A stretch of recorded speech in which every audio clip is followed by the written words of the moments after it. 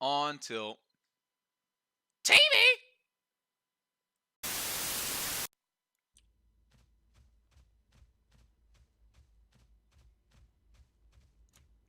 Oh, hey. I didn't see you there. What's going on, guys? It's Ziggy's from On Tilt TV, and today I'm bringing you a rogue-specific guide on how to get your mount at level 40.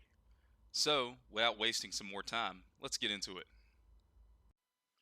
So the number one thing I want to talk about is an ability only available to rogues, and that is pickpocket. Yes, pickpocketing is the absolute best way as a rogue to obtain the gold you're going to need for your mount. So what I want you to do right now is take this ability and drag it right onto your bars. I don't care. You want to bind this because you're going to be using it a lot. Without pickpocketing, I wouldn't have been able to afford the gold for my mount at level 40.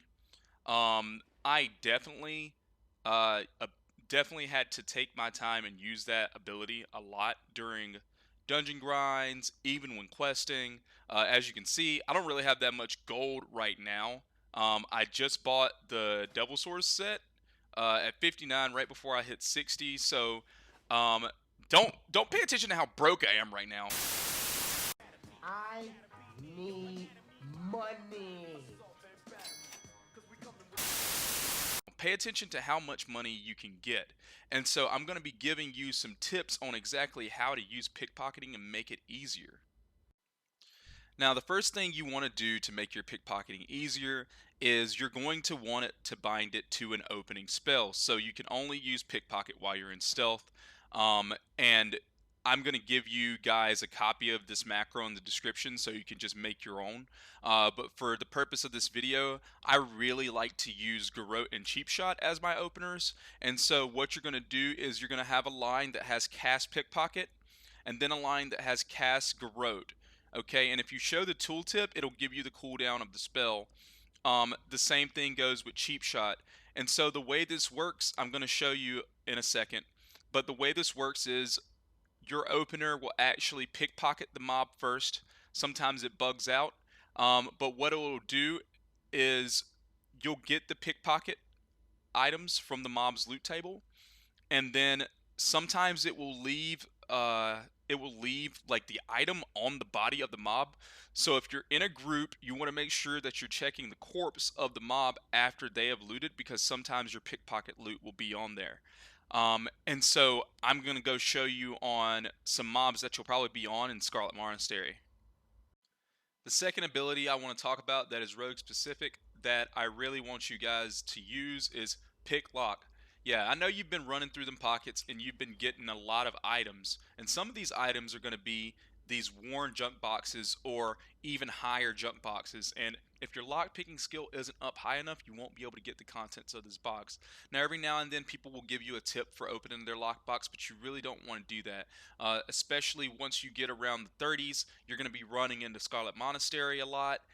There's humanoids there, and there's also just random chests sitting out inside of the dungeons that need a higher lock picking skill. So I'm not going to necessarily go into how to get your lock picking up in this video.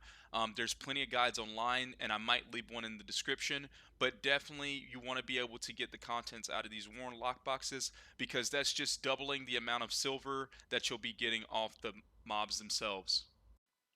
Alright guys, so I've traveled to the Scarlet Monastery to show you how this works. So we're just going to go into SM Cath right now, and I'm going to show you how the pickpocketing works on regular mobs with the macro.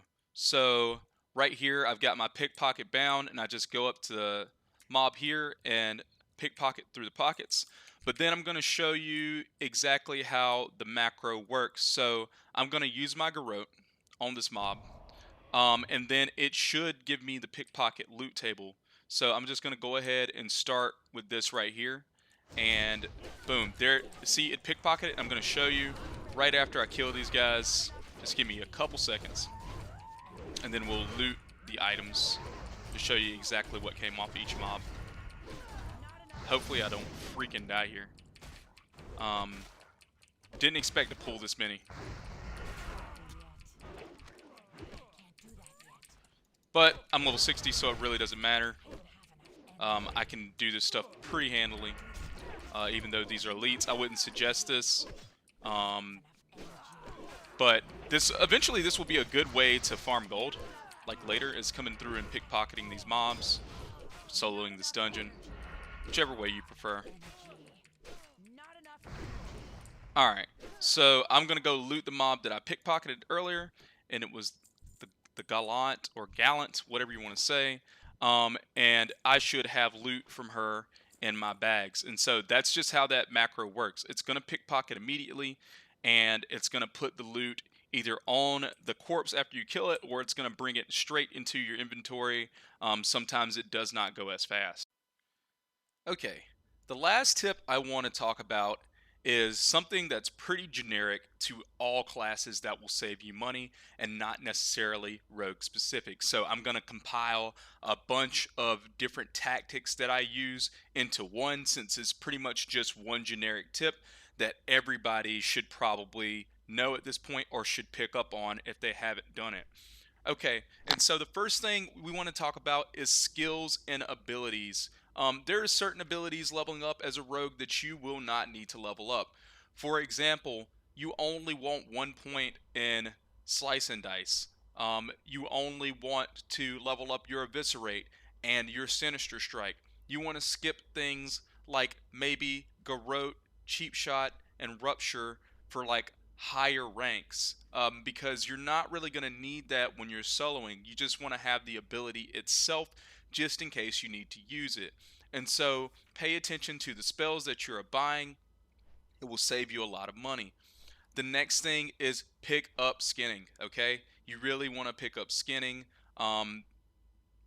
Honestly, you're going to be killing so many things that you're going to have to skin, and you're going to need to be vendoring that leather, okay? Because it's probably not going to sell that much on the auction house. So you're going to pick that up and skin it. And then I also want you to get the vendor price or Leatrix Plus add-on to show you how much something is vendoring for, because you don't want to be selling greens and picking up quest items that are less value when you don't really need the reward. So for example, I just killed that mob and it dropped a rune pelt for 5 copper off its loot table, and now this ruined leather scrap is going to sell for 7 copper. Now I've made a net total of 13 copper Bruh. off of one mob, just because I have skinning. So take the time and skin everything that you possibly can while leveling up. And also you want to be taking these BOEs, such as this pattern. It sells for 12 silver and 50 copper. So I know for a fact that I'm just probably going to end up vendoring this. And you will be surprised at how much money you will make from just vendoring things. As well as think about your silk cloth that you're getting. If you have first aid and you have cloth, just take the cloth and turn it into bandages before you sell the cloth itself to the vendor, because it will sell for a lot more. Alright, this concludes the rogue specific guide of how to get your mount at level 40. Abuse these tips. Trust me guys, I had 110 gold when I hit level 40 on my rogue. Definitely make sure you're paying attention to those spells that you're buying. Like I said before, there's going to be guides out there online to tell you exactly what spells to buy. But other than that, if you want to see more content like this, let us know. Let us know if this was helpful or not. And so you can leave a comment, comment, subscribe. Chimmy and I both stream here at Ontilt TV, so you can catch us live, and we'll leave a link to the socials in the bottom. And until next time, Ziggy signing out. Bye.